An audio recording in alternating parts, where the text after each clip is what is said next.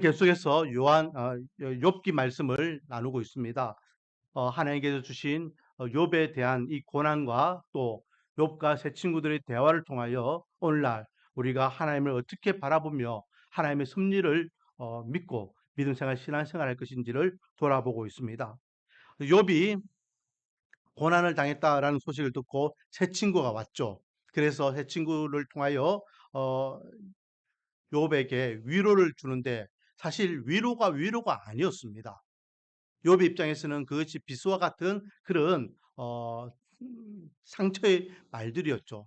그래서 욥이 계속해서 새 친구들과 논쟁하면서 자기의 입장이 어떤 입장인지 계속 이렇게 주장하고 있는 것을 보게 됩니다. 오늘도 거기에 대한 내용이죠. 새 친구들과 계속해서 말씀을 나누고 있는데 오늘은요, 이 새 친구들과의 대화를 통해서 우리에게 가르쳐 주시는 게 뭐냐? 음, 사람들을 의지하지 말고 하나님만 바라보자라는 것이 첫 번째 주는 교훈의 말씀입니다.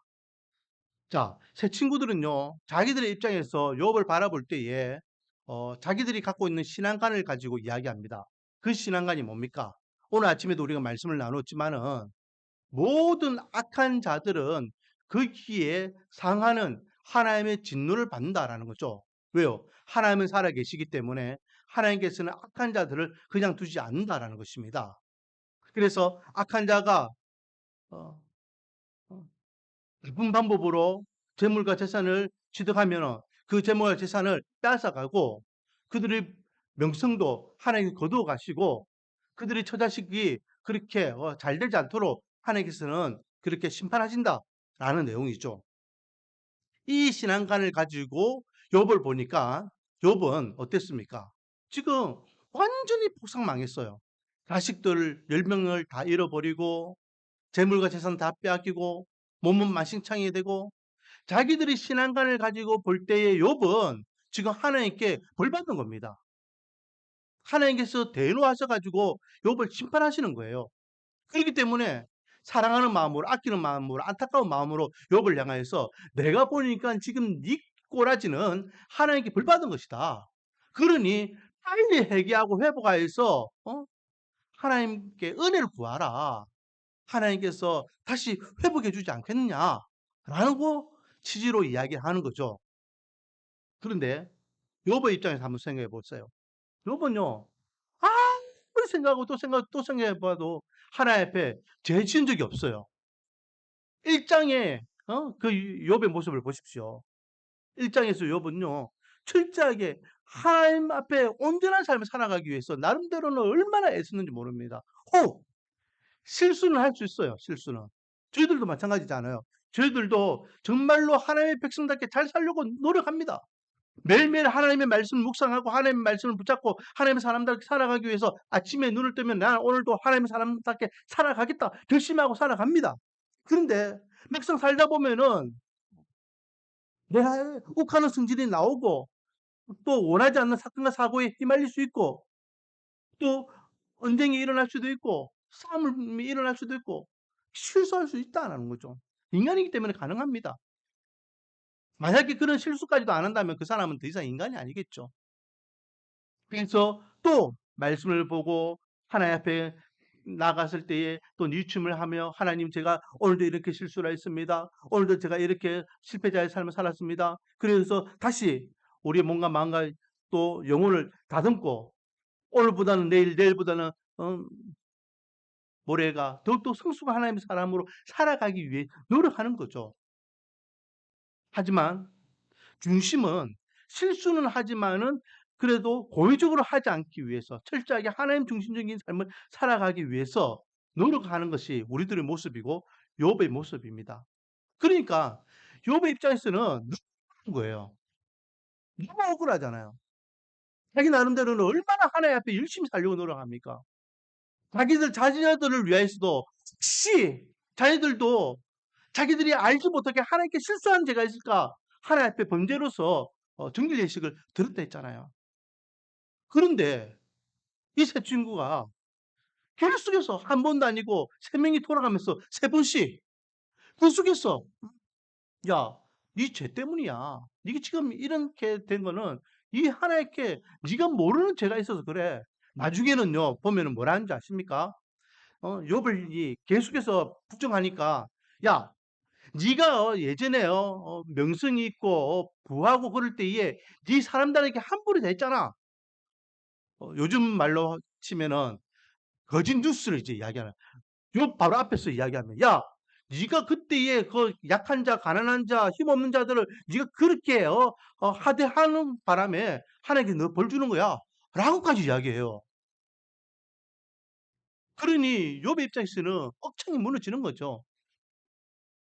자, 그래서 오늘 본문을 통해서 또 이 욥과 세 친구의 관계를 통해서 우리에게 주시는 첫 번째 교훈은요. 사람을 바라보지 말고 누구만 바라보자? 하나님만 바라보자라는 거, 하나님. 자, 오늘 본문을 보십시오. 2절.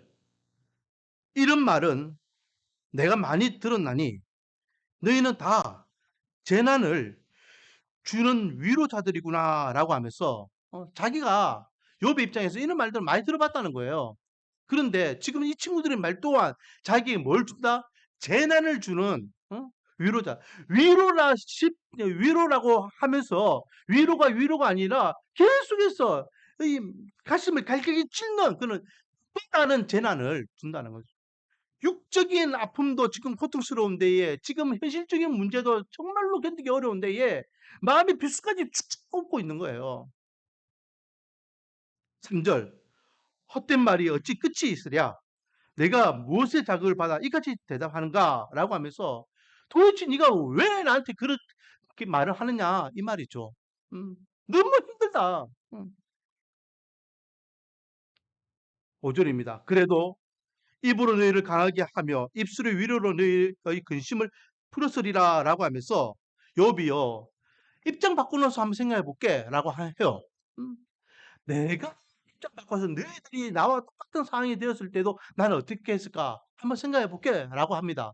백분양보해가지고 이야기하는 거죠. 아마 나도 어, 위로라 치고 너희들에게 이 똑같은 말 했을 것 같다 라고 이야기합니다. 그러나 나도 인간인지라 위로라고 하면서 너희들에게 너희 마음에 비술 꼽는 이 말들을 했겠지만은 나는 어떻게 하겠다? 응? 5절에 금방 읽었죠. 그래도 입으로 너희를 강하게 하며 입술의 위로로 너희 근심을 풀었으리라 라고 하면서 어, 그래도 내 입으로 함부로 너희들이 그 걱정 근심 생기게 그렇게 말하진 않았겠다. 좀 이렇게 빙 돌려가지고 이렇게 순환해가지고 이야기하면 했지. 노골적으로 직접적으로 이렇게 말하면서 내 가슴을 갈갈지 찢지는 않았을 것이다. 라는 겁니다. 자, 그러면서 7절부터 17절까지는요.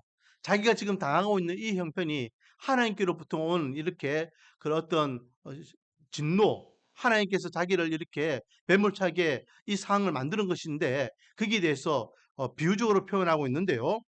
이 표현이 12절, 13절에 보면은 마치 관역에 장수들이 활을 막 쏘는 같이 하나님께서 자기를 향하여 그렇게 활을 막 쏘는 것서 이렇게 공격했다라는 거죠. 그래서 13절 그의 화살들이 사방에서 날아와 사정없이 나를 쏘므로 그는 내 콩팥들을 꿰뚫고 그는 내 슬개가 땅에 흘러나오게 하셨구나라고 하면서 내 온 창자들을 갈게 다 찢어가지고 온 차장들이 핏덩어리 있는 것들이 다 흘러넘치게 하셨다라고 지금 비유적으로 표현하는 겁니다. 그런데요, 왜 이 표현을 했을까요? 하나님도 지금 나를 이렇게 힘들게 하는데 너희들 말 한마디 한마디가 지금 나를 이렇게 만들고 있다 이 말이거든요. 그래서 말에 대해서 나는 너희들에게 이렇게 하지 않았을 것이다 라고 하며 순환화해서 똑같은 말이라도 내가 너희들에게 하고 싶은 말을 이렇게 조금 바꾸어서 했을 것이다 라고 입장 바꾸어서 이야기를 한다 라고 이야기하는 거죠. 왜요? 20절 말씀을 보니까 하나님께 기도하는 기도 제목 중에 기도 내용 중에 이런 내용이 있습니다. 나의 친구는 이 친구들 이야기하는 겁니다. 새 친구들은 나를 뭐 했다? 조롱하고 내 눈은 하나님을 향하여 눈물을 흘린다라고 하면서 이 친구들은 지금 나를 뭐 하고 있다? 조롱하고 있습니다. 위로랍시고 지금 나를 조롱하고 있습니다. 17장 5절에 보면요. 보상을 얻으려고 친구를 비난하는 자는 그의 자손들의 눈이 멀게 한다라고 하면서 이 친구들을 비유하면서 뭐라 이야기합니까? 친구를 비난하는 자라고 표현하고 있습니다. 6절, 17장 6절. 하나님이 나를 백성의 속담거리가 되게 하시니 그들이 내 얼굴에 침을 뱉는구나 라고 하면서 하나님께서 나에게 속담거리, 이야기거리, 저주거리, 내 얼굴에 침 뱉게 만드는 그런 상황까지 만드셨다라고 하면서 지금 누구를 지금 지칭하면서 이렇게 기도하고 있을까요? 이 세 친구들이 마치 자기들을 그렇게 욥을 모욕적으로 행하고 있다라는 것입니다. 친구는 참 좋죠. 제가 몇 주 전에도 진정한 친구에 대한 말씀을 나눴지만은 함께 친구가 함께 한다는 것은 든든한 그런 힘이 됩니다. 음, 저한테도 그런 친구가 있었죠. 여러분에게도 그런 친구가 있을 겁니다. 그런데요, 문제는 뭡니까? 좋을 때는 이 친구가 한도 끝도 없이 좋고 내 생명도 다 할 것 같은 그런 친구인데 어그러지기 시작하면 안 좋게 되면은 이 친구가 원수가 된다라는 거예요. 이게 인간관계입니다. 사람은 그럴 수밖에 없습니다. 어떤 이익과 환경에서는 철저하게 내 사람이 될 수 있지만은 그 이익과 환경이 끊어지게 되면은 철저하게 원수가 될 수 있는 게 인간과의 관계예요. 그렇기 때문에 사람을 바라보면은 만족감이 없다라고 차양으로 고백하지 않습니까? 그러므로 하나님을 바라보는 하나님의 백성들은 하나님을 믿는 하나님의 백성들은 오직 하나님만 바라보는 저와 여러분이 되기를 원합니다. 사람에게 위로받으려고 하지 마세요. 사람의 말로 위로받으려고 하지 마세요. 어떤 사람의 도움으로 위로받고 문제를 해결하려고 하지 마세요. 하나님을 통하여 위로받으시고 하나님의 말씀을 통하여 위로받으시고 하나님의 은혜를 통하여 문제가 해결되기를 원합니다. 그게 믿는 자가 가져야 될 바람직한 자세라는 거죠. 그렇다면 우리가 어떻게 하나님을 바라보며 하나님의 말씀을 통하여 위로받고 하나님의 은혜를 통하여 문제를 해결받을 수 있냐? 제가 누차 말씀드리지만 기도라는 특권이 믿는 자들에게 있다라. 아무에게나 기도의 특권을 누리는 거 아닙니다. 기도라는 것은요, 아무에게나 이루어지는 게 아니죠. 다시 한번 물어보겠습니다. 기도는 언제까지가 기도라고요? 응답받을 때까지 기도입니다. 그런데 하나님께서 아무나 다 응답하십니까? 아닙니다. 특별히 하나님의 백성, 하나님의 자녀들에게만 응답하시지, 생판 하나님을 믿지 않는 사람들도 내가 오늘 한번 기도해 볼게. 또 누가 기도하러 간다면 뭐 산기도 간다, 철야기도 간다, 기도 시간에 교회가 기도하러 간다. 야, 갈 때 날 위해서도 좀 기도해 달라. 라고 이야기한들 그 사람들의 기도는 하나님께서 쳐다도 안 보셔요. 왜? 하나님과 관계가 없는 자들의 기도는 아무 의미가 없는 것이니까. 그러므로 기도는 믿는 하나님의 백성들이 누릴 수 있는 특권입니다. 아무나 한다고 해서 다 응답받는 것은 아니라는 거죠. 그러므로 우리는요, 이 기도라는 특권을 누리기를 원합니다. 기도를 통해서 하나님의 위로를 받으시기 바랍니다. 기도를 통해서 하나님이 어떻게 문제 해결해 주시는지도 경험해 보시기 바랍니다. 하나님 앞에 기도하는 가운데 하나님이 내 편이신 것을, 날 위해 싸우시는 것을 경험해 보시기 바랍니다.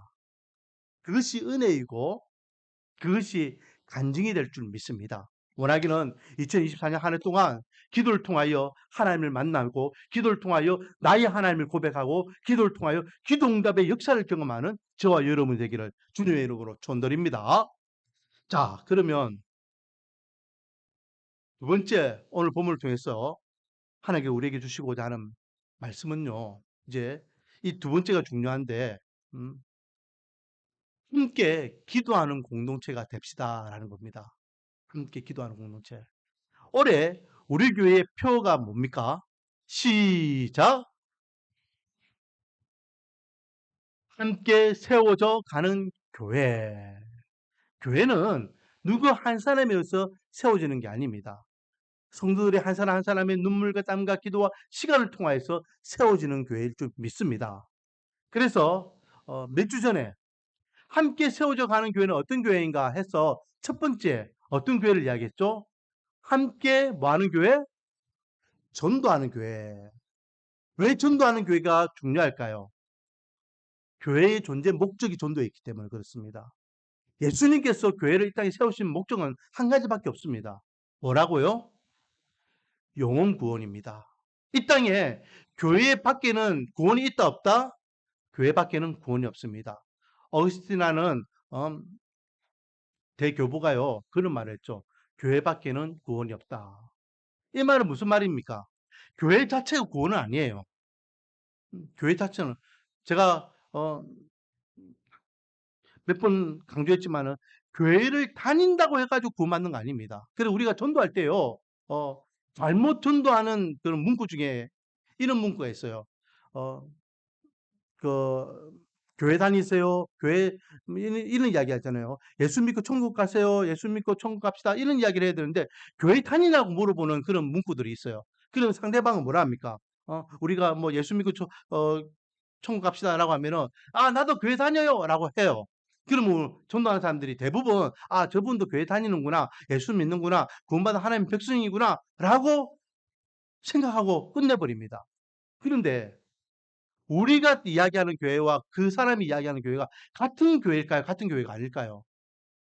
같은 교회가 아닐 수도 있어요. 왜? 이단들도 자기들이 모이는 곳을 교회라 하잖아요. 그러니까 교회를 다닌다고 해서 무조건 구원받는 게 아닙니다. 특히 교회 자체는 구원이 있는 것이 아니죠. 교회를 통하여 누구를 만나는 겁니까? 예수님을 만나서 하나님의 은혜를 경험하여서 십자가의 대속의 은혜를 믿음으로 고백하는 가운데에 우리가 구원을 받는 겁니다. 그런 의미에서 어거스틴은 교회 밖에는 구원이 없다 했습니다. 그런 의미에서 교회 밖에 구원에 대한 것을 가르쳐 주거나 알려주거나 보여주는 곳이 있습니까? 어, 제가 우스갯소리로 서울대를 이야기하잖아요. 우리나라에서는 뭐, 최고의 명문대니까 서울대학교에 가면요, 종교학과가 있습니다. 종교학과에 가면은 뭐, 이렇게, 세계 모든 종교들을 다 가르쳐 준대요. 그런데요, 그렇게 서울대학에서 세계 스카들이 모여가지고 가르치고 배우는 그곳에서도 종교를 배우는데도 그곳에 구원이 있을까요? 없습니다. 오직 교회에서 하나님의 말씀을 통하여 예수님을 만날 때만 구원을 받는 겁니다. 대기업을 다닌다고 구원을 받는 거 아니라니까요. 밖에서 아무리 선하게 생활한데도 구원받는 게 아니에요. 교회 밖에는요, 구원이 없다라는 것이죠. 그러므로 교회가 이 구원을 감당하는 최고의 전진 기주로서 교회는 이 전도를 제1순위로 해야 됩니다. 그 이후에 복음 전하기 위해서 사회 사업도 해야 되고 구제 사업도 해야 되고 또 이렇게 지역 사회에 교회의 역량을 발휘하기 위해서 또 해야 할 일들을 해야 되겠죠. 그런 것들은 뒤로 하고 어, 전도는 뒤로 하고 그런 것들만 먼저 앞세우면은 그것은 교회 본질을 벗어나는 것입니다. 자, 그리고 오늘 함께 세워져 가는 교회 두 번째, 함께 기도하는 교회입니다. 교회는 함께 기도하는 공동체가 되어야 될 줄 믿습니다. 왜냐하면 교회의 토양이 무엇 위에 세워졌기 때문에 그렇습니까? 기도 위에 세워졌기 때문에 그렇습니다. 한번 생각해 보세요. 사도행전 1장에 보면 1장 8절에 예수님께서 교회를 세우시면서 제자들에게 주셨던 말씀, 내 증인이 되리라, 땅끝까지 내 증인이 되리라, 교회는 전도하는 교회라, 이렇게 교회에 대한 목적을 말씀하셨는데, 그러면서 성령을 기다리라라고 말씀하셨죠. 그리고 승전하신 예수님을 떠나보내고 120명의 성도들이 요나의 다락방에 모입니다. 그리고 그 성령을 기다리기 위해서 뭐 합니까? 뭐 합니까? 기도합니다. 우리는 이미 성경을 알고 있기 때문에 10일 동안 기도하면 성령이 강림하실 것을 우리가 알고 있습니다. 그런데 이 성도들은요, 성령이 올 때까지 기도하라 했기 때문에 그것이 1년이 될지 10년이 될지 아니면 하루에 될지 몰라요. 아무튼 처음 예수님이 승천하시고 난 다음에 성도들이 모였던 그 곳은 뭐 하는 곳이었다? 기도하는 곳이었습니다. 기도 위에 성령의 강력한 임재하심과 역사하심이 일어났고 그것이 이 땅의 최초의 교회의 원형이었습니다. 그러므로 교회는 기도라는 토양 위에 세워졌습니다. 그렇기 때문에 교회는 기도를 등한시할 수가 없는 거예요. 특히 교회는 함께 기도하는 공동체가 되어야 됩니다. 함께. 나 혼자 기도할게. 나는 열심히 기도합니다. 나는 뭐 합니다. 자기 혼자를 이야기하는 것은 바른직한 신앙관이 아닙니다. 하나님께서 이 땅에 교회를 세우셨으면 교회라는 예수 그리스도의 이름으로 한 가족이고 한 식구가 된 교회 공동체를 통하여서 함께 하나님께서 주시는 꿈을 향하여 달려갈 수 있도록 만드셨습니다. 그렇기 때문에 함께 기도하는 공동체가 되어야 될 줄 믿습니다. 함께 기도한다는 것은요, 놀라운 역사가 일어나는 것을 우리는 기억해야 됩니다. 사도행전 교회에 보니까 함께 기도하는 모습들이 종종 일어나죠. 그 중에 한 장면이 사도행전 12장에 보면요. 헤롯 왕이 야고보를 죽입니다. 이 헤롯 왕은 이스라엘 사람이 아니었잖아요. 로마 정권을 뒤에 등에 업고 이제 이스라엘의 왕이 되었습니다. 그래서 이스라엘의 왕으로서 이스라엘 백성들을 이렇게 지배하고 다스리려고 하는데 이스라엘 사람들은 이 헤롯을 왕으로 인정합니까? 안 합니까? 인정 안 하죠. 왜? 이방인이 왕이 되었으니까 로마의 정권에 힘을 입어서 왕이 되는데 누가 이스라엘 왕으로 생각합니까? 이스라엘은 다윗의 왕조가 재건될 것을 기대하면서 메시아를 기다리고 있는 거예요. 그러니 이 헤롯 입장에서는 이 민심을 좀 얻기 위해서 나름대로는 애를 쓰죠. 그래서 첫 번째 민심을 얻기 위해서 했던 게 뭡니까? 바로 성전을 건축하는 것이었습니다. 46년 동안 이스라엘 백성들이 그렇게 학수고대하는 성전을 지어줘요. 의리의리하게 잘 지어줍니다. 그러니 저 봐라. 헤롯 왕이 이방인인데도 우리 성전을 재건해주네? 야, 저 왕 좀 다른데? 왕의 입장에서 백성들이 자기에게 마음을 좀 열어주니까 좋잖아요.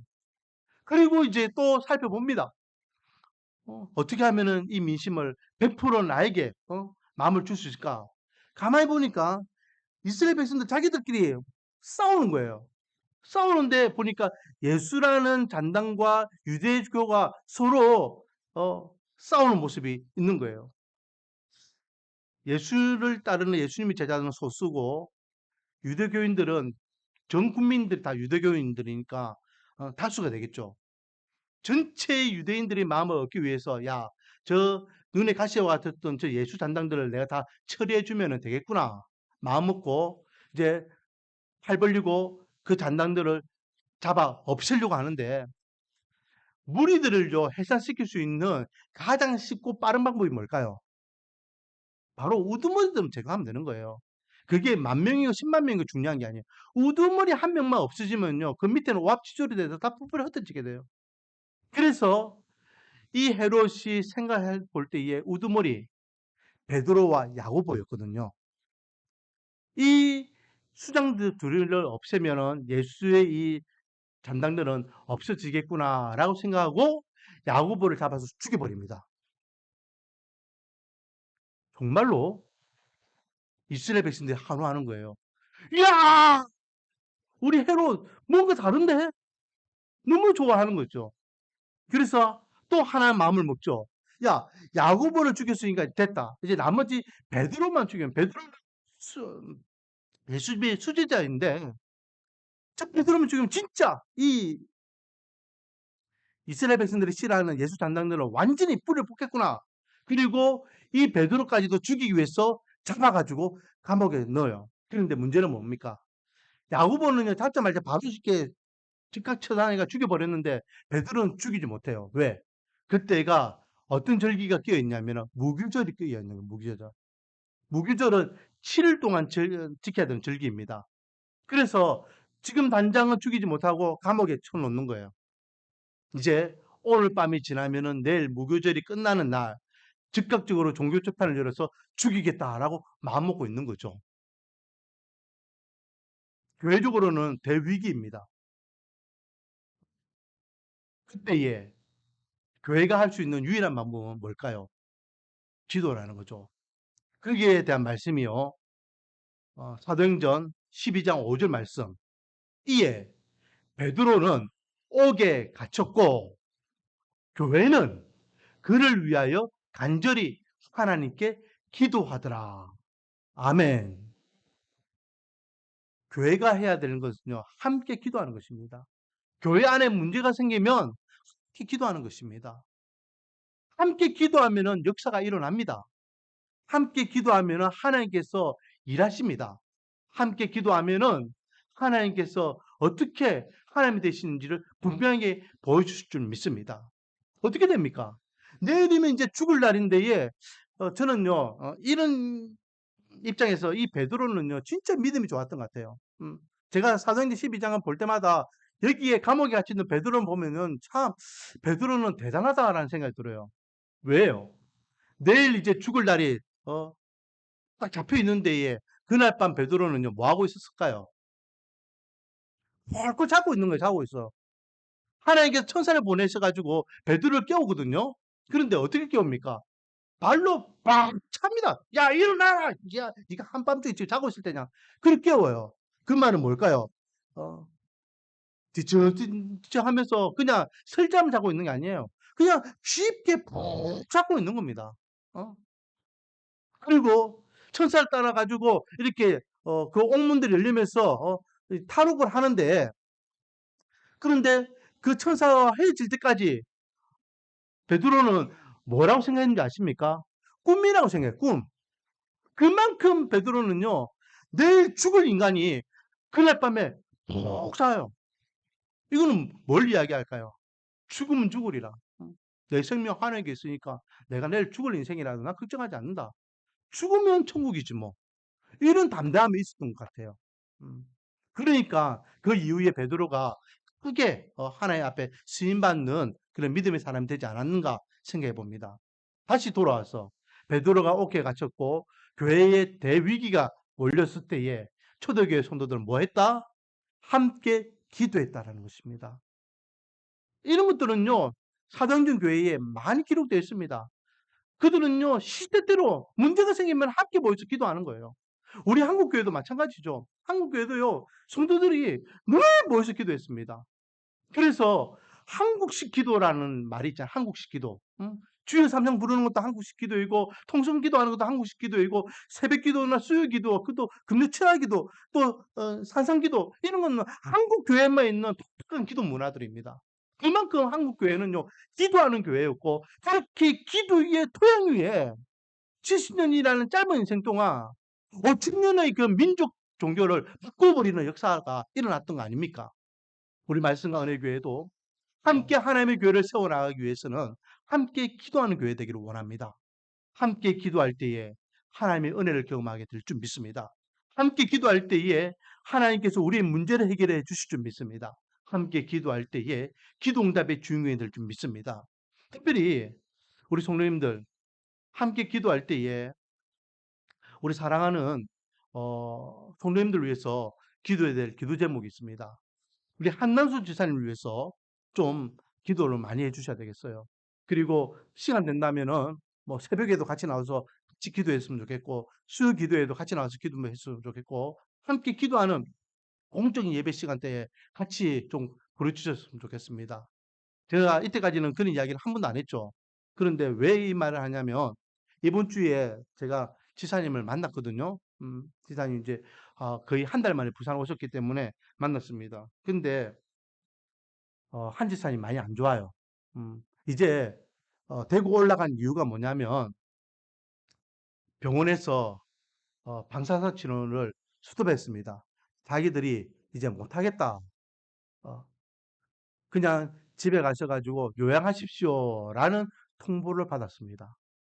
그래서 이제 따님 되시는 분이 어머니를 모시고 올라간 거예요. 그래서 이제 식단 조절을 하면서 이렇게 식이요법으로 이렇게 한번 해보겠다. 그리고 이제 한 달에 한 번씩 이제 수치나 이런 것들을 검사하기 위해서 이제 병원에 오시는 겁니다. 그래요. 어제 올라가셨는데요. 어제 제가 또 통화도 하고 했는데 이제 다음 한 달 후에 다시 오실 거예요. 음, 지금까지 하나님께서 우리 지사님을 지켜주셨음을 우리는 믿습니다. 그렇기 때문에 앞으로도 지사님의 하나님의 손에 은혜가 있음을 우리는 또 믿고 함께 기도하기를 원합니다. 할 수 있거든이 무슨 말이냐. 내게 능력 주신 자 안에서 내가 모든 걸 할 수 있다 했습니다. 내 믿음대로 될지어다 했습니다. 의학은요, 한계가 있어요. 의학이 안 된다고 해서 그게 불가능한 것이 아닙니다. 의학이 0이라 할지라도 하나님께서 오케이 하면 될 줄 믿습니다. 그러므로 우리는 함께 기도하기 바랍니다. 어떻게 하나님께서 우리 지사님을 고쳐주시는지. 그래서 제가 어, 아, 딱 가니까 우리 5월 달만 되면은 이제 사진 가족 사진 찍잖아요. 몇 년 전에 지사님 진짜 건강하실 때 찍었던 사진이 딱 있는 거예요. 아, 지사님 이 사진이 언제적 사진이고, 아, 이렇게 이쁘게 건강한 모습이 있었네. 그런데 5월 달 되면은 또 우리 가족 사진 찍는데 그때 지사님 없으면 어떡하노? 저 혼자 말 비슷하게 속말을 이제 내뱉은 거죠. 그 옆에 있던 이제 따님이 목사님 걱정하지 마세요. 그때는 우리 어머니 오실 겁니다. 그런 말씀하셔요.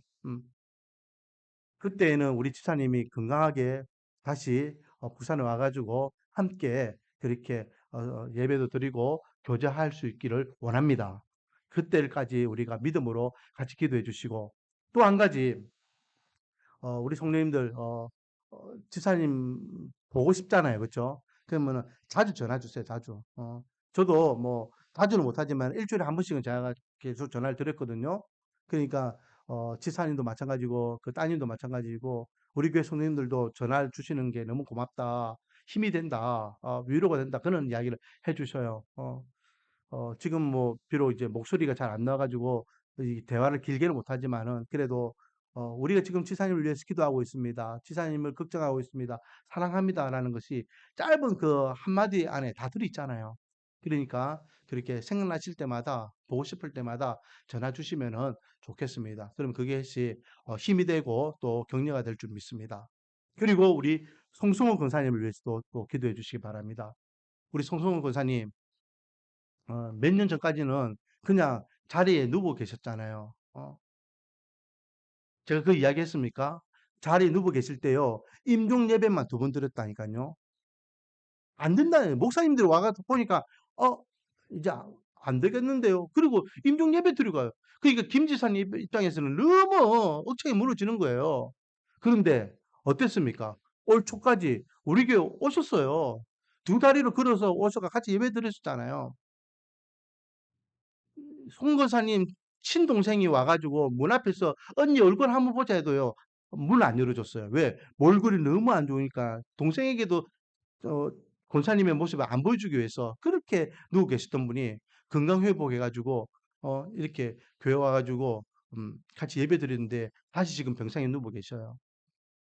제가 매주는 안 갑니다. 매주 가면은 서로 부담되니까 제가 한 3주나 이 정도 이제 가서 또 만나고 또 기도해드리고 그래 오는데 지난주에 한번 갔다 왔죠. 지난주에. 그 전보다는 많이 괜찮아졌는데 여전히 이제 홀로 계속 누워 계셔요. 우리 김 지사님은 이제 밖에 일하러 가셔야 되고 막 이렇게 하시니까 하루 종일 그냥 누워 계시는 거예요. 음, 다시 하나님 이렇게 달랐고 그래서 다시 우리와 함께 예배드리고 또 성도의 교제를 나눌 수 있도록 은혜를 달라고 기도해 주시기 바랍니다. 함께 기도할 때에 하나님께서 우리 송권사님 다시 일으켜 주실 줄 믿습니다. 음, 기적과 표적을 구하는 것 무턱대고 그것을 이렇게 추정하는 것은 잘못되었지만 성경에 근거해서 우리가 믿음으로 구할 때에 표적과 기사가 일어나는 것은 믿음의 증거가 될 줄 믿습니다. 그러므로 우리 사랑하는 성도님들을 위해서 우리 함께 기도하기를 원합니다. 우리 한남 주사님, 송송 군사님뿐만 아니라 우리 서로 기도 제목들 있잖아요. 지사님, 목사님, 기도 부탁합니다. 기도해 주세요라고 하면은 한쪽으로 듣고 끝내지 마시고 때가 되면 시간이 되고 또 때가 될 때마다 함께 기도해 주시기 바랍니다. 그렇게 더욱더 믿음 안에 신앙 안에 기도로서 하나 되는 공동체가 되기를 원합니다.